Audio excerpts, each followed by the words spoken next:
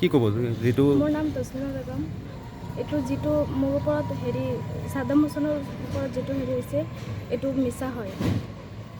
আপুনি পলায়ন কি কৰিছিলে? মই মোৰ ঘৰৰ পৰা অত্যাচাৰ কৰিছিল, মোৰ হাজবেণ্ডৰ ঘৰৰ পৰা। মোৰ শহুৰ শাহুৰীয়ে চবে অত্যাচাৰ কৰিছিল, সেইটো কাৰণে মই ঘৰৰ পৰা পলাইছোঁ। আপোনাৰ হাজবেণ্ডৰ নাম কি? ঘৰৰ পৰা পলাই ক'ত গৈছিলে? শ্বৰীফুল ইছলাম। শ্বৰীফুল ইছলাম। আৰু হাজবেণ্ডৰ ঘৰ ক'ত? মৈদাবাৰী। আপুনি কাৰ লগত পলায়ন কৰিছিলে? পলায়ন কৰা নাই মই। আপুনি পলায়ন কৰা নাই? নাই কৰা। সিহঁতে যে অভিযোগ দিছে যে আপুনি পলায়ন কৰিছে বুলি। নাই, পলায়ন কৰা নাই। পলায়ন কৰা নাই? নাই।